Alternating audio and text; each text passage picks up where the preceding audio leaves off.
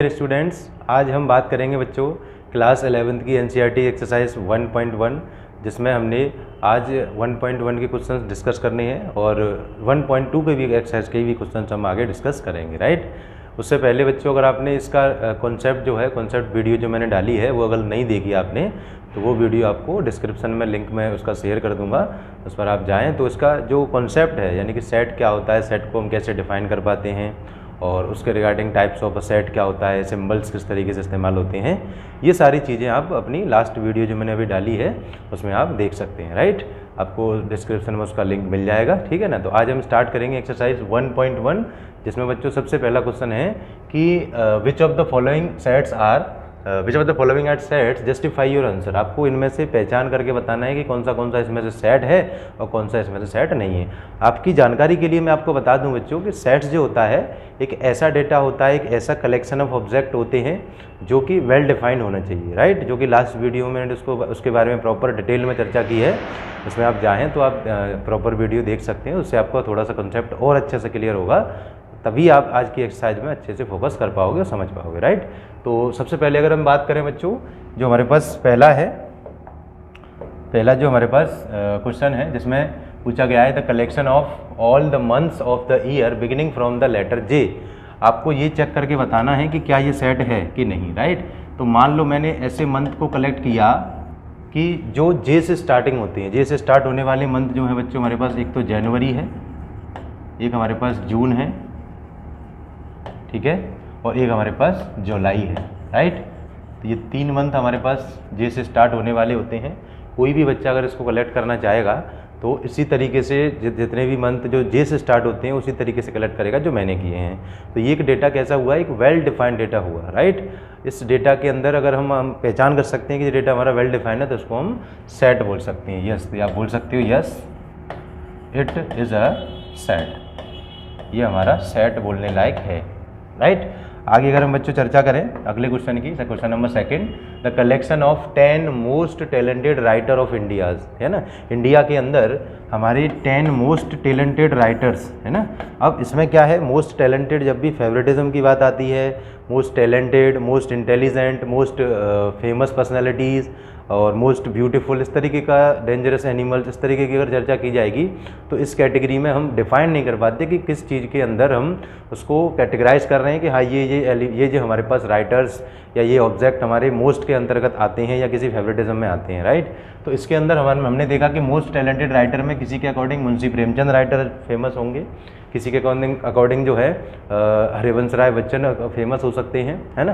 तो अलग अलग राइटर्स हैं, राम रहीम हो सकते हैं अपने, रहीम दास जी, ठीक है ना, कबीर दास जी हो सकते हैं। तो ये अपने राइटर्स या कवि जो भी हैं, है ना, तो उनके बारे में अगर हम बात करें तो ये हमारी एक फिक्स डेटा नहीं मिल पाएगा, राइट। तो इस डेटा को हम सेट नहीं बोल पाएंगे, नॉट अ सेट, है ना। ये डेटा सेट नहीं है। क्यों नहीं है? क्योंकि हमारे पास जो भी सेट है यानी जो भी ये डेटा है वो वेल डिफाइंड डेटा नहीं है ना, because it is not a well defined data, है ना। आप इसमें रीज़न दे सकते हैं because it is not a well defined data. ये डेटा जो है बच्चों वो वेल डिफाइंड नहीं है। क्यों डिफाइंड नहीं है? क्योंकि मोस्ट टैलेंटेड राइटर हम प्रॉपर नहीं बता सकते कि किस आधार पर उनको टैलेंटेड कहा जा रहा है, किसके अकॉर्डिंग वो टैलेंटेड हैं, है ना। जैसे उनकी रचनाओं के अकॉर्डिंग टैलेंटेड हैं, उनकी जो काव्य उन्होंने लिखे उनके अकॉर्डिंग टैलेंटेड हैं, ये इस चीज़ के बारे में हम प्रॉपर नहीं कह सकते। अगर उनके अवार्ड्स के बारे में, उनके अचीवमेंट के बारे में अगर हम बात करें तो उसके व्याप पर हम किसी की कैटेगरी अच्छे से डिफाइन कर सकते हैं कि किन किन को कौन सा अवार्ड मिला हुआ है, राइट। तो इस तरीके का सेट जो है, इस तरीके का जो कलेक्शन है वो हमारा सेट नहीं बन पाएगा, राइट। नेक्स्ट अगर हम चर्चा करें बच्चों थर्ड वाले पार्ट की, तो थर्ड वाला पार्ट है अपने पास a team of 11 best cricket batsman of the world. 10 best cricket के बैट्समैन अगर आपको टीम उसकी बनानी है, पूरे संसार में से जितने भी बैट्समैन अगर आपने कलेक्ट किए तो किसी के अकॉर्डिंग तो AB डिविलियर्स फिट होता है, फिट एंड फाइन, आज भी खेल पाएगा, बिल्कुल सही है, राइट। किसी के अकॉर्डिंग विराट कोहली होगा, किसी के अकॉर्डिंग हार्दिक पांड्या होगा, किसी के अकॉर्डिंग मैक्सवेल हो सकता है, यानी कि अलग अलग कैटेगरीज इस तरीके से हमारी डिफाइन हो सकती हैं, राइट। तो इसमें हम बेस्ट बैट्समैन जो हैं अच्छे उसको भी कैटेगराइज नहीं कर सकते कि यही फिक्स हमारे 10 बैट्समैन हो सकते हैं। वो अपनी चॉइस के अकॉर्डिंग जो है वो डेटा हमारा बदलता रहेगा। तो इस टाइप के डेटा को हम सेट नहीं बोल सकते, ठीक है। ये भी हमारा सेट नहीं है क्योंकि इसके अंदर भी जो मोस्ट बेस्ट क्रिकेट प्लेयर की बात हो रही है, बैट्समैन की बात हो रही है, वो कैटेगराइज फिक्स नहीं है, ठीक है। तो ये भी हमारा नॉट अ सेट, ये भी सेट नहीं बोला जाएगा, इसमें रीज़न आप इसी तरीके से दे सकते हो, राइट। नेक्स्ट है हमारे पास फोर्थ वाला, the collection of all boys in your class. आपकी क्लास में बॉयज़ का कलेक्शन करना है, राइट। तो आपकी क्लास में अगर कोई मान लो टीचर अगर बॉयज़ का कलेक्शन करता है, तब भी बॉयज़ का नाम वही नहीं लिख के ले जाएगा, राइट। अगर आप आपकी क्लास में लिखते हो कि बॉयज़ कितने हैं काउंटिंग करके लिखो या उनके नाम लिखो, तब भी वही डेटा फिक्स रहेगा, राइट। आपकी क्लास की बात हो रही है, ये नहीं कि हर एक क्लास की, क्योंकि हर एक क्लास के हिसाब से तो अलग अलग चेंज हो जाएगा। एक पर्टिकुलर क्लास यानी कि आपकी क्लास है ना, आपकी क्लास में बॉयज़ कितने हैं, तो ये चीज़ फिक्स होती है ना। तो इस टाइप के डेटा को हम वेल डिफाइंड डेटा कहेंगे। तो यस, ये बोला जा सकता है yes it is a set, yes it is a set. ये सेट क्यों है? क्योंकि इसमें जो नाम होंगे सेट के अंदर वो फिक्स्ड होंगे। जैसे मान लो ए से अमन हो सकता है, बी से बबलू है, सी से हमारे पास छोटू है, जो भी नाम है आप इसमें अंदर आराम से लिख सकते हैं। जो भी फिक्स्ड डेटा है ये हमारा जो है वो सेट बोला जाएगा, राइट। आगे अगर हम चर्चा करें बच्चों, फोर्थ वाला part, the collection of all boys in your class, ये तो हमारे पास फोर्थ वाला पार्ट हो गया। अब आगे बात करेंगे हम फिफ्थ पार्ट की। तो फिफ्थ पार्ट में हमने बात करी है बेटा, क्या क्या पूछा गया फिफ्थ पार्ट में, the collection of all natural numbers less than 100। अगर हम बात करें बच्चों नेचुरल नंबर्स के बारे में, तो सब बच्चों को अच्छे से पता होगा, 11th क्लास के स्टूडेंट हैं आपके। नेचुरल नंबर जो होते हैं जैसे स्टार्टिंग फ्रॉम 1 से स्टार्ट होती हैं, तो नेचुरल नंबर हमारे फिक्स्ड होती हैं, राइट। लेकिन इसको हम ऐसे नहीं बोल सकते कि ये हर जगह फिक्स्ड होते हैं। उसने यहाँ क्वेश्चन के अकॉर्डिंग फिक्स कर दिया है कि 100 से नीचे नीचे वाले चाहिए। तो हमें पता है कि कौन से कौन से हमारे जो नंबर्स हैं उनकी चर्चा की जा रही है। जैसे मान लो इसको नाम दे दिया मैंने सेट सी। तो अगर हम बात करें 1 से लेके 2, 3, 4 और लास्ट अगर 99 तक ले जाएंगे, तो 100 से लेके 100 से नीचे नीचे वाले नेचुरल नंबर्स कैटेगरी में आ जाएंगे। और इनकी काउंटिंग भी हमारे पास एक फाइनाइट काउंटिंग है और एक प्रॉपर हमारे पास एक सेट निकल के आता है, प्रॉपर डेटा निकल के आता है, जो कि वेल डिफाइंड है। हर तरीके से आप कोई भी बच्चा कैसे कलेक्ट करना चाहे, कोई भी टीचर कलेक्ट करना चाहे, तो ये एक सेम डेटा निकल के आएगा। इसी तरीके से हम इसको बोल सकते हैं कि ये सेट की कैटेगरी में आता है, ठीक है। आगे अगर हम बात करें बच्चों सिक्स्थ वाले पार्ट की, तो सिक्स्थ वाला पार्ट है the collection of novels written by the writer Munshi Premchand, है ना। मुंशी प्रेमचंद की अगर हम नोवेल्स की चर्चा करें, तो उन्होंने क्या क्या नोवेल्स उन्होंने लिखे हैं या उन्होंने अपनी उपलब्धि हासिल की है ना। तो उस चीज़ के लिए क्या है कि उनके नोवेल्स के बारे में अगर हम बात करें, अगर मान लो अगर आपको अभी नहीं पता है नोवेल्स के बारे में, तो आप नेट से सर्च करके, है ना, किसी मैगजीन्स में देख के, है ना, किसी से पूछ के, आपके टीचर से पूछ के, हिंदी वाले टीचरों से पूछ के, है ना, कहीं से आप डेटा को कलेक्ट करके लेके आएंगे, तो जो डेटा होगा फिक्स डेटा आएगा, क्योंकि नोवेल्स हमारे फिक्स होंगे जो मुंशी प्रेमचंद के द्वारा लिखे गए होंगे, ठीक है ना। तो इसको हम बोल पाएंगे yes it is a set, है ना, yes it is a set, क्योंकि ये हमारा डेटा कैसा है, एक वेल डिफाइंड डेटा है जो फिक्स्ड है, right. The collection of all even integers, all even integers की बात करें बच्चों, तो इवन इंटीजर्स हमारे पास कलेक्शन करेंगे तो 2, 4, 6, 8, 10, ये सारे नेगेटिव में भी आ सकते हैं। इवन इंटीजर्स की बात कर रहे हैं वो, ठीक है ना। तो इस तरीके का जो डेटा है वो हमारा एक वेल डिफाइंड डेटा है। इंटीजर्स की बात करेंगे तो इंटीजर इसी तरीके के कैटेगराइज किए जाएंगे, 2, 4, 6, 8, 10 इवन इंटीजर्स, राइट। तो इसको भी हम बोल पाएंगे yes it is a set, yes it is a set. ये भी बच्चों क्या है, एक सेट है, राइट। आगे चर्चा करें बच्चों हम इसके बाद के पार्ट की, तो इसके बाद जो हमारे पास है question, that is the collection of questions in this chapter. इस चैप्टर के अंदर कितने क्वेश्चंस हैं, तो उसका कलेक्शन अगर आपको करना हो आराम से कलेक्शन कर सकती है कि पहली एक्सरसाइज के अंदर 5 क्वेश्चन हैं या 6 क्वेश्चन हैं, जो भी हैं। सेकंड एक्सरसाइज के अंदर इतने क्वेश्चन हैं, थर्ड के अंदर इतने हैं, फोर्थ के अंदर इतने हैं। तो इस टाइप की डेटा को हम सेट बोल सकते हैं, yes it is a set, right. फिर 9th वाले की चर्चा करें बच्चों हम, the collection of most dangerous animal in the world, है ना। इस वर्ल्ड में जो मोस्ट डेंजरस एनिमल है उसके बारे में अगर बात करें, तो ये हमारा सेट हो पाएगा या नहीं हो पाएगा, मेन मुद्दा हमारा यही है, ठीक है ना। तो इसके अंदर अगर हम बात करें बच्चों, तो मोस्ट डेंजरस एनिमल किसी के पॉइंट ऑफ व्यू से कोई डेंजरस होता है, किसी के पॉइंट ऑफ व्यू से तो शेर डेंजरस है, किसी के पॉइंट ऑफ व्यू से सांप डेंजरस है, राइट। और आज ज़्यादातर देखा जाए तो लड़कियों को तो छिपकली से भी डरने लग जाता है, कॉकरोच से भी डरने लग जाता है, उनके अकॉर्डिंग तो वो डेंजरस हो जाएंगे, राइट। तो इसी तरीके से हम इसमें एक कैटेगराइज फिक्स नहीं कर सकते कि मोस्ट डेंजरस क्या एनिमल्स होते हैं, हमारे कौन कौन से एनिमल्स होते हैं, ठीक है। तो इस टाइप के जो कलेक्शन को हम सेट नहीं बोल पाएंगे, है ना। तो ये इसको हम बोलेंगे कि ये हमारा सेट की कैटेगरी में नहीं आता है, राइट। इसके बाद अगर हम बात करें बच्चों क्वेश्चन नंबर सेकंड, जैसा कि हमारे पास एक सेट दे रखा है 1 2 3 4 5 6 6 एलिमेंट हैं उसके अंदर प्रॉपर लिखे हुए हैं, and insert the appropriate symbol, this is symbol of belongs to. ये वाला जो सिंबल होता है बच्चों बिलोंग्स टू का होता है, और ये डज नॉट बिलोंग्स टू का। बिलोंग्स टू का मतलब ये वाला साइन कब लगेगा, जब हमारा कोई एलिमेंट किसी सेट के अंदर बिलोंग करेगा, लाई करेगा, है ना। और डज नॉट बिलोंग्स टू का सिंबल कब लगता है, जब हमारा जो एलिमेंट है वो सेट जो है उस सेट के अंदर लाई नहीं करे या उसके अंदर बिलोंग्स ना करे, ठीक है ना, तब ये लगेगा। तो इसके अकॉर्डिंग हमें इसमें अप्रोप्रिएट सिंबल्स आपको लगाना है। आपने देखा 5, तो 5 इसके अंदर लाई करता है तो इसके अंदर बिलोंग्स टू का साइन लगा सकते हैं आप, ठीक है ना, बिल्कुल सही है। 8 देखा, 8 बिलोंग नहीं कर रहा है इसमें, डज नॉट बिलोंग्स टू का साइन लगा दिया। 0 देखा, 0 इसमें बिलोंग नहीं कर रहा है, डज नॉट बिलोंग्स टू का साइन लगा दिया। फिर आपने देखा कि 4 इसमें बिलोंग कर रहा है तो बिलोंग्स टू का साइन लगा दिया। 2 देखा, 2 इसमें बिलोंग कर रहा है तो आपने बिलोंग्स टू का साइन लगा दिया। 10 आपने देखा इसमें ढूंढा तो 10 आपको नहीं मिला तो इसमें आपने डज नॉट बिलोंग्स टू का साइन आराम से लगा दिया, ठीक है। तो इस तरीके से आप इसको कैटेगराइज कर सकते हैं, प्रॉपर आप डिफाइन कर सकते हैं कि कौन सा सेट के अंदर कौन सा बीच में सिंबल हमारा इस्तेमाल में आएगा, ठीक है। चलिए आगे अगर हम बात करें बच्चों को क्वेश्चन नंबर 3 की, write the following sets in roster form, है ना। इस सेट को आपको रोस्टर फॉर्म में दिखाना है ना। रोस्टर फॉर्म में कन्वर्ट करने के लिए हमारे पास अगर मैं इसको कन्वर्ट करूं तो कुछ चीज़ें हमें रोस्टर फॉर्म की क्लियर होनी चाहिए कि roster form is a form which is a set in the form the elements are written in the braces and separated by the commas. जो भी एलिमेंट्स हैं बच्चों वो ब्रेसेस के अंदर रखे जाते हैं और कॉमा लगा के उनकी लिस्टिंग कर दी जाती है, कॉमा लगा के उनको हम सेपरेट करके लिखते हैं, राइट। तो सबसे पहले अगर हम बात करें पहले वाले सेट की, तो इसको अगर हमें सेट बिल्डर फॉर्म में लिखना है ना। जैसे कि अगर हम बात करें बच्चों पार्ट नंबर हमारा 3 है ना, क्वेश्चन नंबर 3 जिसका पार्ट फर्स्ट है, जिसमें हमने देखा कि x such that x is an integer and -3 है ना, is less than in equals to x is 7, है ना। इंटीजर्स आपको लेने हैं और कहाँ से कहाँ तक के इंटीजर्स लेने हैं बच्चों, इंटीजर्स लेने हैं आपको -3, इसमें इक्वल का साइन लगा है, इसका मतलब -3 इसमें इंक्लूड होगा। यहाँ इक्वल का साइन नहीं लगा है तो यहाँ पर 7 इंक्लूड नहीं होगा। तो 3 से बड़ा इंटीजर हमारा -2 होता है, -1 होता है, फिर हमारा 0 होता है, फिर 1 2 3 4 5 और 6 तक आप इसको क्लोज कर देंगे, क्योंकि बच्चों हमारे पास 7 जो है वो इंक्लूड नहीं होगा। वो कह रहा है कि x की वैल्यू 7 से छोटी होनी चाहिए। तो ये हमारी पहली जो है वो रोस्टर फॉर्म क्लियर हुई, कंप्लीट हुई, राइट।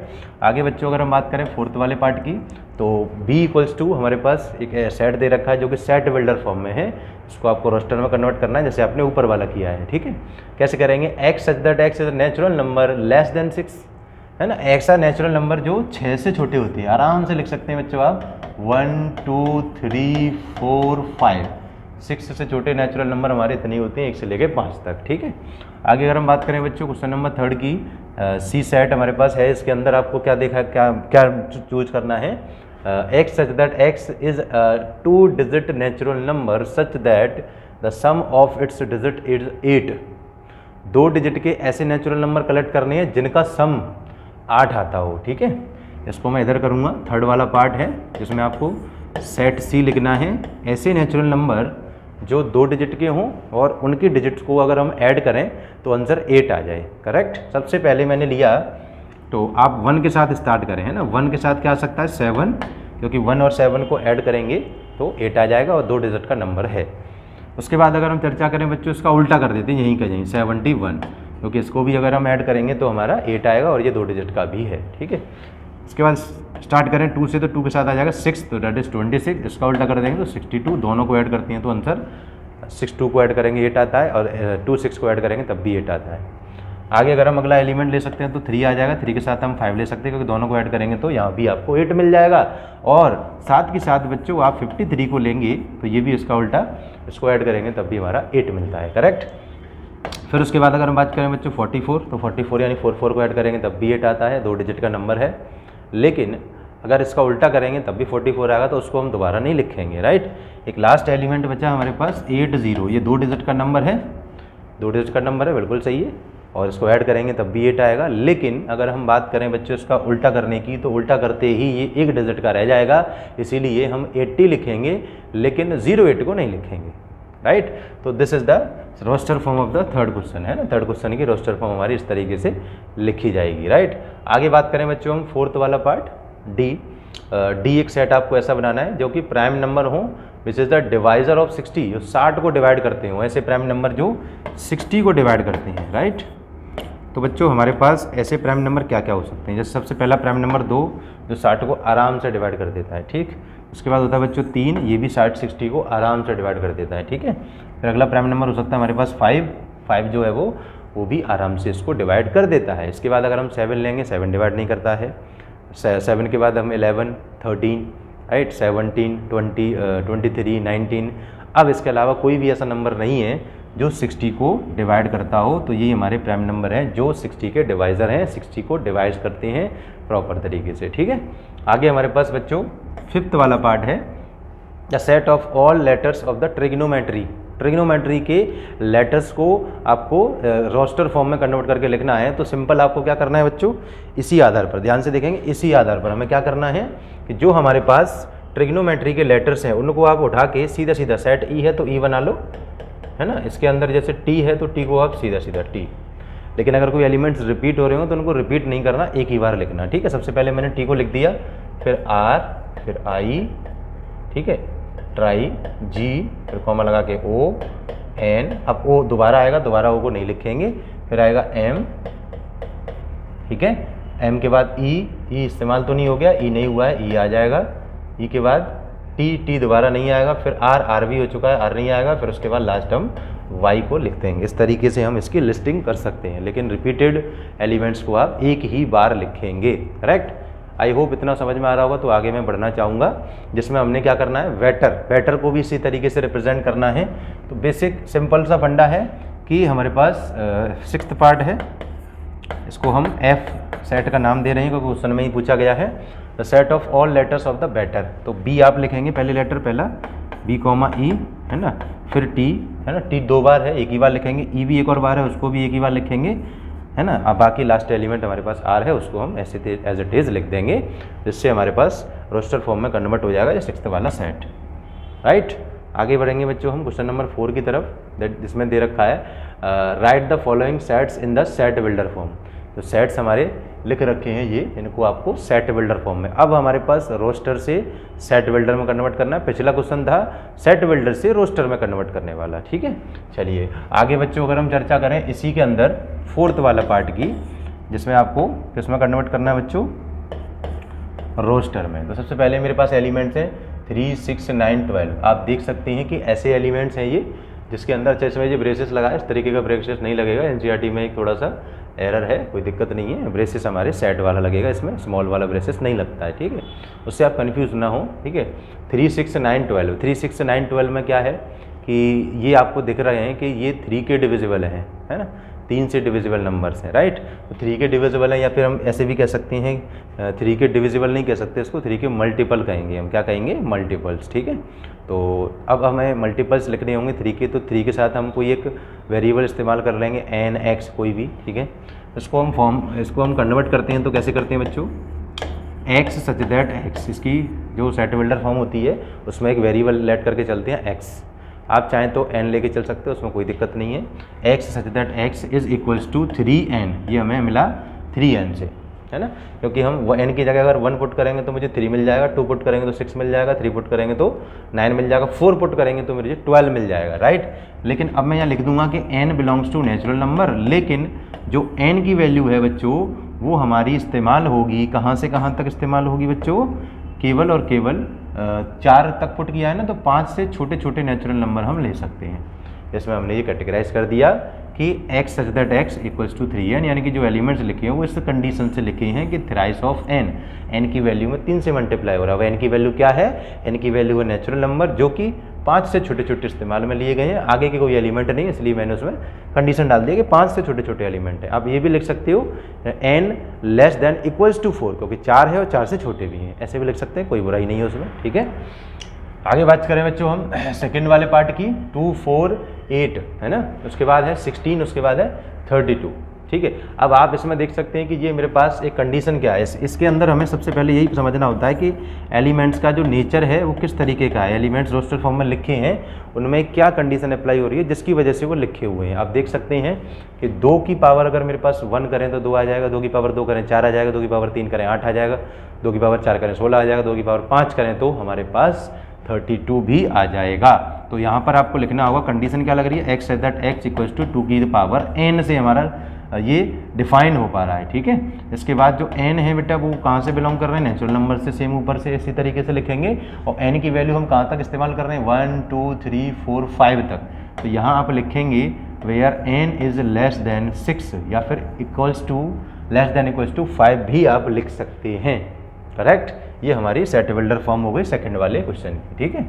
आगे बच्चों अगर हम बात करें थर्ड वाले पार्ट की, थर्ड वाला पार्ट है 525 एंड 125 दैट इज 625। इसमें भी आप देख सकते हैं ये 5 की पावर है, 5 की पावर 1 5 हो गया, 5 की पावर 2 25, 5 की पावर 3 125, 5 की power 4 625, x such that x equals to कितना बच्चों 5 की पावर n। इसी तरीके से n की वैल्यू नेचुरल नंबर और n जो है बच्चों इसमें मैं इक्वल लेके चलता हूँ, चलो है ना, पावर 1 तक 2 तक 3 तक 4 तक, तो 4 और 4 से छोटे छोटे नेचुरल नंबर n के प्लेस पर इस्तेमाल करते जाने हैं, आपको अलग अलग सेट के अंदर एलिमेंट्स मिलते चले जाएंगे, ठीक है। चलिए थर्ड पार्ट क्लियर हुआ। आगे बच्चों अगर हम बात करें फोर्थ पार्ट की चर्चा करें बच्चों, तो फोर्थ वाला पार्ट है अपने पास 2 4 6। इसमें आपको अब कैटेगराइज नहीं किया है कि यहाँ तक एलिमेंट लेने हैं, ये डेटा इनफाइनाइट डेटा है हमारे पास, ठीक है। तो इसके अंदर बच्चों हम सीधा सीधा क्या लिखेंगे, x such that x is equals to twice of n, यानी कि n की वैल्यू में अगर हम 1 से मल्टीप्लाई करेंगे 2 मिल जाएगा, 2 से करेंगे 4 मिल जाएगा। तो ये n से मल्टीप्लाई हो रहा है मतलब पहले नंबर n से मतलब 1 से मल्टीप्लाई हो रहा है, तो n की वैल्यू कहाँ से बिलोंग करेगी, नेचुरल नंबर से। अब यहाँ पर कहाँ तक हो रहा है मल्टीप्लाई, यानी कितने इसके अंदर एलिमेंट्स हैं वो हमारा डिफाइन नहीं है, और एलिमेंट्स जब डिफाइन नहीं होंगे तब आप उस केस में आप ये कंडीशन नहीं डालेंगे कि इतने इतने एलिमेंट्स हमें लेने हैं। एलिमेंट डॉट डॉट करके छोड़ दिए गए, आप आराम से इतना छोड़ सकते हैं, ठीक है बच्चों। आगे लास्ट है हमारे पास ई वाला पार्ट। इसके अंदर ई वाले पार्ट के अंदर आपको क्या करना है, आपको दे रखा है 149 up to dot dot dot करके 100, ठीक है। तो आपने देखा कि पहला वाला जो एलिमेंट है वो 1 है, दूसरा 4 है, तीसरा 9 है, मतलब पहला 1 का स्क्वायर है, दूसरा 2 का स्क्वायर है, तीसरा हमारा किसका स्क्वायर है 3 का है, फिर 4 का है, ऐसे ही लास्ट वाला 10 का स्क्वायर है, करेक्ट। बीच वाले भी आगे इसी तरीके से होंगे लेकिन वो उसने लिखे नहीं है, तो आप यहाँ पर लिख सकते हैं n का स्क्वायर, है ना। x की वैल्यू कहाँ से मिल रही है आपको, n का स्क्वायर, और जो n है बच्चों n बिलोंग्स कर रहा है कहाँ से, नेचुरल नंबर से। लेकिन यहाँ आपको कैटेगराइज करके दे रखा है कि प्रॉपर फाइनाइट है कि हमारा n की वैल्यू 10 तक इस्तेमाल करनी है, क्योंकि लास्ट एलिमेंट हमारा 100 है, 10 का स्क्वायर करेंगे तो हमारा एलिमेंट 100 आ जाएगा। इसलिए हम यहाँ पर जो बाउंड्री लिमिट है वो डाल देंगे कि ये हमारी वैल्यूज़ लास्ट n की वैल्यू 10 तक आपको इस्तेमाल करनी है, ठीक है। इसलिए हमारा ये डेटा कंप्लीट होता है, राइट। आगे बच्चों अगर हम चर्चा करें इसको अगर आप कॉपी करना चाहते हैं तो आप स्क्रीनशॉट ले लिया करें साथ के साथ। आगे बच्चों अगर हम बात करेंगे फिफ्थ वाले पार्ट की, क्वेश्चन नंबर 5, जिसका पहला पार्ट है पार्ट नंबर 1, है ना। इसमें आपको क्या करना है, list all the elements of the following set. इसमें भी लिस्ट करनी है, यानी कि लिस्टिंग वाला अगर हमारे पास कोई फॉर्मेट आए तो उसको रोस्टर फॉर्म ही बोलते हैं, ठीक है। मान लो ये हमारे पास पहला सेट है, ए मान लिया इसको, ठीक है। X is that x is N odd natural numbers. Odd natural numbers क्या होते हैं बच्चों, ऑड नेचुरल नंबर्स हमारे पास 1 3, ठीक है, 5 7, और कितने तक लिखनी है ये नहीं पता तो आप डॉट डॉट करके छोड़ते जाएंगे, ठीक है। 5 के बाद हमारे पास पहला इसका सेकंड पार्ट है बच्चों, x is that x is an integer which is -1/2 belong which is between -1/2 and 9/2। -1/2 को अगर हम लिखना चाहें तो 0.5 होता है बच्चों, वो भी नेगेटिव में, ठीक है। अब 9/2 को लिखेंगे तो ये बच्चों 4.5 होता है, ठीक है। अब इसके बीच में इंटीजर, ये दोनों तो इंटीजर नहीं है ना, और ना ही इनकी बात की जा रही है। x की वैल्यू इससे बड़ी होगी, यानी कि 0.5 से बड़ा नंबर लेना है। तो बच्चों 0.5 से बड़ा नंबर क्या होता है आपकी नज़र में, बताइए ज़रा। 0 होता है क्या, 0.5 से बड़ा, नेगेटिव में 0.5 से बड़ा नंबर 0 होता है, उससे छोटा नंबर -1 हो जाएगा, ठीक है ना, लेकिन वो हमें लेना ही नहीं है। फिर उससे बड़ा 1, फिर 2, फिर 3, और ये 4 तक आपका लास्ट एलिमेंट आ जाएगा, क्योंकि 4.5 से छोटे छोटे एलिमेंट्स लेने हैं जो कि इंटीजर हों। तो 4.5 से छोटा इंटीजर हमारा 4 होता है, राइट। इंटीजर 4.5 नहीं है, राइट, इसीलिए 4 हमारा इससे छोटा इंटीजर हो जाएगा, ठीक है। आगे बच्चों हम थर्ड वाले पार्ट की चर्चा करें तो थर्ड वाला पार्ट क्या कहता है, थर्ड वाला पार्ट ये कहता है x such that x is an integer x square is less than equals to 4, यानी कि x की वैल्यू हम क्या क्या पुट करें तो आंसर हमारा 4 रहे और 4 से छोटा रहे, करेक्ट। तो मेरे प्यारे बच्चों आप अगर यहाँ देख सकते हैं तो पहले मैं 0 पुट कर सकता हूँ जिसका स्क्वायर 4 से छोटा रहता है, ठीक है। फिर मैं प्लस और माइनस का 1 पुट कर सकता हूँ जिनमें दोनों का यानी कि प्लस का 1 और माइनस का 1 दोनों मैंने अलग अलग न लिख के एक ही बार में लिख दिए हैं। दोनों का स्क्वायर करेंगे 1 आएगा, आराम से ये 4 से छोटा होता है, हम अच्छे से जानते हैं। प्लस माइनस 2 का भी स्क्वायर करते हैं तब भी हमारा 4 से छोटा नहीं आता, लेकिन उसके बराबर तो आ ही सकता है क्योंकि बराबर वाला साइन भी आपके सामने लगा हुआ है इक्वल्स टू का, ठीक है। यहाँ से हमारी कैटेगरी डिफाइन होती है कि एक्स स्क्वायर की जगह पर यानी कि एक्स की जगह पर हमारे पास ये इतने एलिमेंट आ सकते हैं जो कि इस कंडीशन को वेरीफाई करते हैं, ठीक है। आगे बच्चों अगर हम बात करें फोर्थ वाले पार्ट की, x such that x is a letter of loyal, loyal letter जो है वो आपको क्या करना है लिस्टिंग करके लिख देनी है, L, O, Y, A। अब L को दोबारा नहीं लिखेंगे, ये लोया लिख ओढ़ रहा है, आपको लग ओढ़ रहा होगा लेकिन कोई दिक्कत नहीं है, L को आपको दोबारा रिपीट करके नहीं लिखना है, करेक्ट। आगे बच्चों अगर हम बात करेंगे तो x such that x is the month of year not having 31 days, है ना। 31 डेज जो है ऐसे कौन कौन से महीने हैं जिसमें 31 डेज नहीं होते हैं, ठीक है। तो पहला महीना होता है बेटा जनवरी, ठीक है। तो जनवरी में जो है अगर हम बात करें तो जनवरी में हमारे पास 31 डेज होते हैं। उसके बाद हम लिख देंगे इसके अंदर फरवरी, ठीक है, फेब। मार्च में 31 डेज होते हैं, ठीक है, मार्च नहीं लिखेंगे, फिर जनवरी हो गया हमारा, फरवरी हो गया, उसके बाद मार्च, मार्च के बाद अप्रैल, अप्रैल लिख सकते हैं इसके अंदर। अप्रैल के बाद बच्चों मई, है ना, जनवरी फरवरी मार्च, उसके बाद अप्रैल, अप्रैल के बाद मई। अगर हम मई के अंदर लें तो मई के अंदर 31 डेज होते हैं, है ना, उसको नहीं लिखेंगे। मई के बाद हम क्या लेंगे जून, तो जून आ जाएगा, ठीक है। जून के बाद बच्चों जुलाई, ठीक है। जून के बाद देखो इसके तरीके से हम काउंट करना जानते हैं, जनरली बेसिक तरीका होता है। देखो जनवरी फरवरी, फरवरी आ गया, मार्च, ठीक है, ये नहीं आएगा, अप्रैल आ जाएगा, ठीक है। अब जनवरी फरवरी मार्च अप्रैल, मई, मई नहीं आएगा, मई के बाद जून आ जाएगा, है ना, जुलाई अगस्त नहीं आएगा, फिर आएगा सितंबर, है ना, सितंबर, अक्टूबर नहीं आएगा, फिर नवंबर आ जाएगा, राइट। और दिसंबर हमारा 31 डेज़ का होता है, वो भी नहीं आएगा। इस तरीके से हम कैटेगराइज करके लिख सकते हैं आराम से, जो कि 31 डेज़ इनके अंदर नहीं होते, ये लास्ट या तो 28 या 30 डेज़ इसके अंदर होते हैं, जो मंथ हमारे कलेक्शन ऑफ सेट के अंदर लिखे गए हैं, कलेक्शन ऑफ डेटा के अंदर लिखे गए हैं, ठीक है। तो ये डेटा हमारा वेल डिफाइंड एक सेट है प्रॉपर, ठीक है। आगे बात करें बच्चों लास्ट वाले पार्ट की, है ना, ये हमारा फोर्थ था, ये फिफ्थ है बच्चों, ये सिक्स्थ पार्ट है। सिक्स्थ पार्ट क्या है, f equals to x that x is a constant in consonant, sorry not a constant, consonant in the English alphabet which is proceeds के से पीछे पीछे वाले, है ना, जितने भी इंग्लिश अल्फ़ाबेट हैं वो आप आराम से लिख सकते हो, ठीक है। A B C D E F G H I और J, राइट। जे से पहले पहले, है ना, सॉरी के से पहले पहले, जे तक के एलिमेंट सारे, जे तक के जो हमारे पास इंग्लिश अल्फ़ाबेट होते हैं वो के से पहले पहले वाले होते हैं। इस तरीके से आप कैटेगराइज कर सकते हो बहुत आराम से, ठीक है। और लास्ट क्वेश्चन बचता है बच्चों हमारी इस एक्सरसाइज में, क्वेश्चन नंबर 6, है ना, match each of the set on the left in the roster form, है ना, with the same set on the right, ठीक है। जो आपको रोस्टर फॉर्म में ये सेट दे रखा है वही आपको सेट बिल्डर में इस साइड में दे रखा है, उसको आपको मैच करना है। तो 1 2 3 6, है ना, 1 2 3 6 ये आपको दिख रहे हैं कि 6 के डिवाइज़र है, डिवाइज़र ऑफ 6 यानी कि 6 को डिवाइड करते हैं, तो आप इसको इससे मैच कर देंगे, ठीक है। क्योंकि 1 का डिवाइड लगाएंगे 6 में आराम से चला जाएगा, 2 का डिवाइड लगाएंगे चला जाएगा, 3 का लगाएंगे, 6 का लगाएंगे, सबका चला जाता है, ठीक है।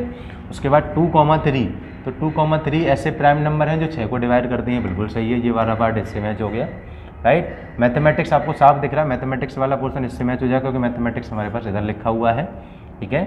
उसके बाद 1 3 5 7 9 ये लास्ट हमारे पास यही नेचुरल नंबर हैं जो ऑड होते हैं और 10 से छोटे भी होते हैं। तो इस तरीके से आप इसको, क्वेश्चन है which of the following are the examples of null set, null set का इसमें से कौन सा एग्जाम्पल बेस्ट है, कौन कौन सा एग्जाम्पल इसमें नल सेट को डिफाइन करता है, करेक्ट। सबसे पहला है हमारे पास, ये ले आते हैं अपने पास में, ठीक है। Which of the following are the example of null set, तो इसमें पहला सेट है the set of all natural number which is divisible by 2, ऐसे कितने नेचुरल नंबर हैं जो 2 से डिविजिबल होती हैं? तो बिल्कुल होती हैं इसके अंदर, तो 2, 4, 6 ये सब नेचुरल नंबर हैं जो 2 से डिविजिबल है। इसके अंदर कोई एलिमेंट हमारा ऐसा नहीं दिख रहा है जो खाली है, सारे कई एलिमेंट इसके अंदर आ चुके हैं, तो ये सेट हमारा नल सेट नहीं है। ठीक है, अगला the set of even prime numbers, ऐसे कौन से नंबर हैं जो इवन प्राइम नंबर होते हैं? ठीक है, तो इवन प्राइम नंबर हमारे पास 2 होता है इकलौता, इसके अंदर भी एक एलिमेंट आ गया बच्चों, इसको भी हम नल सेट नहीं बोल पाएंगे। नल सेट उनको बोलते हैं जिसके अंदर एक भी एलिमेंट नहीं आते, ऐसा सेट जिसके अंदर एक भी एलिमेंट नहीं होता उसको हम नल सेट बोलते हैं, राइट। आगे आएंगे बच्चों हम थर्ड वाले पार्ट पे। थर्ड वाला पार्ट क्या है? X such that x is a natural number, right, x is less then 5 and उसी समय पर x is less greater than 7। ऐसा कोई नेचुरल नंबर जो 5 से छोटा हो और 7 से बड़ा हो एक बार एक साथ, यानी कि ये दोनों चीज़ें पॉसिबल नहीं है, तो ये हमारा एम्प्टी सेट हो जाएगा। इसके अंदर कोई भी एलिमेंट खाली नहीं आएगा, है ना, वो सॉरी, इसके अंदर कोई भी एलिमेंट नहीं आएगा, ये खाली सेट हमारा होगा, इसको हम एम्प्टी सेट के नाम से जानेंगे। ठीक है, क्यों बच्चों? क्योंकि 5 से एक साथ छोटे जो नंबर होते हैं 4, 3, 2, 1, लेकिन वो 7 से फिर बड़े नहीं होते, या फिर 7 से अगर हम बड़े नंबर लें जैसे 8, 9, 10 तो फिर वो 5 से छोटे नहीं होंगे, तो एक ही बार में दोनों चीज़ें पॉसिबल नहीं हो पाएंगी। ठीक है, आगे अगर हम बात करें बच्चों इसके पार्ट नंबर 4 की, तो y such that y is a point common to any 2 parallel line से, 2 पैरेलल लाइन के बीच में ऐसा कोई कॉमन पॉइंट जो आपको मिल जाए। लाइन 2 पैरेलल है बच्चों, तो पैरेलल लाइन की कंडीशन ये होती है कि आपस में एक दूसरे को मीट नहीं करती, जब मीट नहीं करेंगे तो इनके बीच में कोई कॉमन पॉइंट नहीं मिल पाएगा, इसलिए ये सेट भी हमारा जो है वो एम्प्टी सेट है। यस, इसके अंदर भी टिक लगा देंगे, इसको भी 5 लिख सकते हैं, या हम एम्प्टी सेट खाली ब्रेसेस हम लगा सकते हैं। ठीक है, आगे अगर हम बात करें बच्चों, which of the following sets are finite और इनफाइनाइट। फाइनाइट और इनफाइनाइट के बारे में अगर थोड़ा सा मैं डिस्कशन करूँ आपसे, तो फाइनाइट सेट ऐसे एलिमेंट्स होते हैं उनके अंदर जो एलिमेंट्स काउंटेबल होते हैं।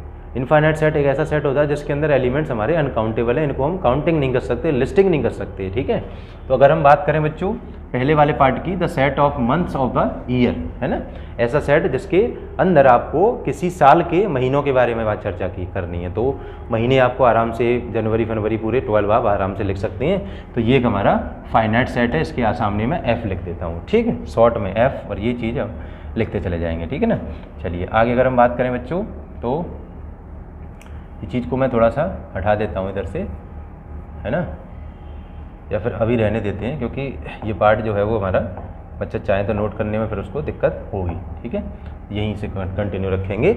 आगे बच्चों हमारे पास है ये 1, 2, 3, इसके अंदर हमें डॉट डॉट करके हमें पता नहीं कि आगे तक कितने एलिमेंट्स हैं, तो इसके बारे में अगर हमें चर्चा करें तो इसके बारे में बच्चों हमें नहीं पता कितने एलिमेंट्स हैं, तो उसको बोलेंगे हम इनफाइनाइट सेट, आई लिख देंगे इसके आगे। ठीक है, अगला है बच्चों 1, 2, 3, 9, इसके बाद 100। इसमें काउंटिंग हमें एक दिख रही है कि एक एक का गैप है, तो 100 तक काउंटिंग है, ये फाइनाइट है, इसकी काउंटिंग जो है वो पॉसिबल है, इसको हम फाइनाइट से यानी कि एफ से रिप्रेजेंट कर सकते हैं। ठीक है, आगे आता है बच्चों हमारे पास 4th part, the set of positive integers greater than 100। 100 से बड़े पॉजिटिव इंटीजर आप काउंट करें तो आप काउंट नहीं कर सकते। ठीक है, पॉजिटिव इंटीजर 100 से इनफाइनाइट होते हैं, इसलिए ये हमारा इनफाइनाइट सेट है, correct. The set of prime number less than 99, ये हमारा फाइनाइट हो जाएगा। प्राइम नंबर 99 से छोटे छोटे आप कलेक्ट करना चाहें आराम से कलेक्ट कर सकते हो, अगर आपको प्राइम नंबर का कॉन्सेप्ट क्लियर है तो। ठीक है, प्राइम नंबर जैसा कि आप जानते ही होंगे कि ऐसे नंबर जो 1 से डिविजिबल होते हैं और खुद से यानी कि इटसेल्फ अपने आप से डिविजिबल होते हैं। ठीक है, आगे बच्चों अगर हम बात करें थर्ड वाले का फर्स्ट पार्ट, जिसमें आपको क्या करना है, पहले आप क्वेश्चन पढ़ें, state whether each of the following sets are finite और इनफाइनाइट। आपको इसमें भी चर्चा करके चेक करके बताना है कि कौन सा सेट फाइनाइट है, कौन सा सेट इनफाइनाइट है। क्वेश्चन नंबर 2 की तरह ही है। अगर हम बात करें बच्चों पहला, the set of lines which are parallel to x axis, ऐसी लाइंस जो एक्स एक्सिस के पैरेलल होती हैं, ये आप अगर देखें ज़रा तो एक्स एक्सिस वाली लाइन हमारे पास ये होती है। ठीक है, इसके पैरेलल लाइन बच्चों हम कितनी बना सकते हैं, कोई संख्या नहीं है, कोई काउंटिंग नहीं है, है ना, तो ये हमारा इनफाइनाइट सेट हो जाएगा। ठीक है, this is the infinite set, I लगा सकते हैं इसके सामने। The set of letters of English alphabet, English alphabet में हमारे लेटर फाइनाइट होते हैं जिनको हम काउंट कर सकते हैं, और जो कि आप पहले अच्छे से आपको पता होगा 26 होते हैं। ठीक है, आगे बात करें बच्चों हम, the set of numbers which are multiple of 5, 5 के मल्टीपल, 5 के मल्टीपल अगर हम चर्चा करें बच्चों तो 5 के मल्टीपल ज़्यादातर आपको 5 के टेबल में आने वाले मल्टीपल्स आपको पता होते हैं, आगे वाले नंबर भी 5 के मल्टीपल हो जाते हैं। 50 के बाद 55, 60 ये सब 5 के मल्टीपल हैं, और भी आगे कितने होते हैं ये आप काउंट नहीं कर सकते, इसलिए इसको हम किस कैटेगरी में रखेंगे, इनफाइनाइट सेट के अंदर। ठीक है, तो ये हमारे फर्स्ट, सेकंड और थर्ड पार्ट क्लियर होते हैं। ठीक है। आगे बात करेंगे बच्चों हम इसके अंदर फोर्थ पार्ट की, ठीक है ना। फोर्थ पार्ट है the set of animals living on the earth. इस अर्थ पर, इस पृथ्वी पर कितने एनिमल्स जो हैं वो रहते हैं, इनके बारे में अगर आप चर्चा करें तो आप काउंट नहीं कर सकते। ये भी अगर हम सेट रखेंगे कैटेगरी तो हमारी इनफाइनाइट कैटेगरी के अंदर आता है, ठीक है, राइट। आगे set of the circle passing through the origin. ऐसे कितने सर्कल जो ओरिजिन से पास हो जाते हैं, ये भी हम नहीं फाइनाइट, ये भी हम नहीं काउंट कर सकते क्योंकि सेंटर हमारा ये है ओरिजिन, है ना। तो एक सर्कल ये भी हो जाएगा, एक सर्कल ये भी हो जाएगा, एक सर्कल ये भी हो जाएगा, सॉरी ये थोड़ा सा ऊपर चला गया है ना। इस तरीके से कई सारे हमारे सर्कल हमारे बन सकते हैं जो ओरिजिन से पास होते हैं, राइट। छोटा फिर और बड़ा ले लिया, फिर इधर छोटा इधर ले लिया, एक इधर ले लिया, है ना। कई सारे हमारे सर्कल इस तरीके से बन सकते हैं जो कहाँ से पास होते हैं बच्चों, ओरिजिन से पास होते हैं, ठीक है। तो इसको भी हम क्या बोल सकते हैं बच्चों, दैट इज़ इनफाइनाइट सेट, ठीक है। ये भी हमारा इनफाइनाइट सेट था, करेक्ट। चलिए आगे बच्चों फोर्थ वाला पार्ट है। फोर्थ वाला पार्ट में क्या करना है, क्वेश्चन नंबर 4 इसके पार्ट और हैं। In the following state whether A equals to B और नॉट। आपको ये चेक कर करके बताना है पहले वाले क्वेश्चन में कि सेट ए और सेट बी दोनों आपस में इक्वल सेट है कि नहीं। तो इक्वल सेट के बारे में थोड़ा सा मैं बता दूं कि ऐसे सेट, ऐसे दो व दो से ज़्यादा सेट जिनके अंदर एलिमेंट्स की काउंटिंग सेम हो और जिनके अंदर एलिमेंट जो लिखे गए हैं वो एलिमेंट्स जो लिखे गए हैं, तो एलिमेंट्स की जो नेचर है दिखने में, दोनों के दोनों एलिमेंट्स, दोनों के दोनों सेट के अंदर जितने भी एलिमेंट्स हैं वो एक जैसे दिखने में हो, ठीक है। या फिर सेट ए के जितने एलिमेंट है वो सेट बी के अंदर लाई करने चाहिए सेम, और सेट बी के जितने भी एलिमेंट है वो सेट ए के जैसे दिखने चाहिए, तब उनको इक्वल सेट बोलते हैं।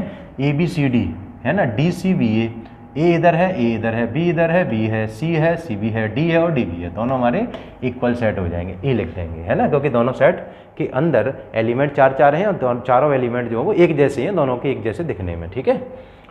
सेकंड वाला पार्ट है बच्चों सेट ए के अंदर 4, 8, 12 और 16, ठीक है, 4, 8, 12, 16, है ना। यहाँ पर देखें आप 4, ये भी 4 है, 8 ये भी 8 है, 12 नहीं है इधर, 12 आपने देखा यहाँ पर है लेकिन इधर नहीं है, 18 भी नहीं है, 16 इधर है लेकिन वो 18 नहीं है, ठीक है ना। तो एक एलिमेंट यहाँ पर डिफरेंट है, ठीक है। एलिमेंट काउंटिंग सेम थी लेकिन हमारे पास एक एलिमेंट डिफरेंट है, तो यहाँ पर लिखेंगे not an equal set, not an equal set, ठीक है। ये सेट्स हमारे इक्वल नहीं है, आसानी से देख सकते हैं आप इसी तरीके से, राइट। इधर हमारे पास क्या है बच्चों, 2 से लेके 4, 6, 8, 10, ये इवन इंटीजर हैं जो 10 तक के हैं, ठीक है। यहाँ पर भी क्या है, it is a positive even integer which is x, और x का मतलब x is less than equals to 10, यानी कि 10 और 10 से छोटे। तो इस कैटेगरी में भी यही एलिमेंट आएंगे, इस कैटेगरी में यही एलिमेंट आएंगे। थर्ड वाले पार्ट के अंदर अगर मैं सेट बी की चर्चा करूं तो इवन इंटीजर जो 10 और 10 से छोटे होते हैं वो बिट्टो सेम होते हैं बच्चे, ठीक है। कितने होते हैं, सेम, है ना। यानी कि सेम का मतलब ये इधर दे रखे हैं वही इधर हैं, ठीक है। तो सेट ए सेट बी के बिल्कुल डिट्टो सेम है, तो बराबर है, इसका मतलब इक्वल सेट हमारे बोल दिए जाएंगे, ठीक है। आगे बच्चों फोर्थ वाला part, x that x is a multiple of 10, 10 के मल्टीपल, है ना। 10 के मल्टीपल कितने, 10 के मल्टीपल कितने, तो इसके अंदर मल्टीपल्स जो हैं बच्चों हमारे पास 10 पहला, फिर उसके बाद 20, उसके बाद 30, 40, ठीक है, एंड सो ऑन। इधर भी कितने हैं बच्चों, ये भी 10, लेकिन यहाँ बीच में एक 15 भी आ गया, 20 भी आ गया, 25 भी आ गया, 30 भी आ गया, है ना। ये एलिमेंट्स इसके बीच में आते है ही नहीं, तो इसको हम इक्वल सेट नहीं बोल पाएंगे, this are not equal sets, ठीक है, राइट। आगे क्वेश्चन नंबर 5 है बच्चों, are the following pair of set equal. क्या ये दोनों पेयर ऑफ सेट हमारे इक्वल हैं कि नहीं, ठीक है। इसमें क्या है बच्चों, सेट ए के अंदर 2 एलिमेंट हैं, इधर एलिमेंट हमारे डिफाइंड नहीं है। इधर एलिमेंट्स को डिफाइन करने के लिए हमारा सेट बी जो है वो प्रॉपर डिफाइंड होना चाहिए, तो उसके लिए हमने इसको फैक्टराइज कर लेना है, x² + 5x + 6 = 0। इसको आप आसानी से फैक्टर कर सकते हैं बच्चों। 6 के फैक्टर आप जानते होंगे, 6 के फैक्टर हमारे पास क्या होते हैं, 2 × 3, ठीक है, 2 × 3। तो इसको अगर हम ऐड करते हैं तो 5 भी आ जाता है, तो मैं इसकी जगह 2x + 3x लिख सकता हूँ बड़े आराम से, ठीक है, बड़े आराम से। तो x कॉमन ले लिया तो x + 2, यहाँ से 3 कॉमन ले लिया तो x + 2 = 0, एक ब्रैकेट में x + 2, एक ब्रैकेट में बच्चों बचा हमारे पास x + 3, ठीक है। x को इसको 0 के इक्वल किया, x की वैल्यू -2 आई, इधर से x की वैल्यू बच्चों -3 आई, आप देख सकते हैं कि इधर जो सेट है इसके अंदर एलिमेंट्स दोनों हैं तो वही, लेकिन नेगेटिव में है, इधर पॉजिटिव में है, तो ये दोनों सेट हमारे इक्वल सेट नहीं बोले जा सकते। करेक्ट। सेकंड वाला पार्ट है x is that x is a letter of follow, है ना। फॉलो वाले लेटर में क्वेश्चन नंबर सेकंड पार्ट है इसका, फिफ्थ वाले का। इसके अंदर देखेंगे फॉलो में एफ आ गया, एल आ गया, एल को 2 बार नहीं लिखेंगे, अच्छा ओ रह गया, इसमें डब्ल्यू रह गया, फ्लो में तरीके से बन सकता है। क्या ये ऐसे ही लिखा जा सकता है? ठीक है, देखो W, O, L, A, इसमें सारे एलिमेंट अलग अलग हैं, लिख सकते हैं आराम से। तो F देगा F इधर है, O देगा O इधर है, L देगा L इधर है, W देगा W भी इधर है।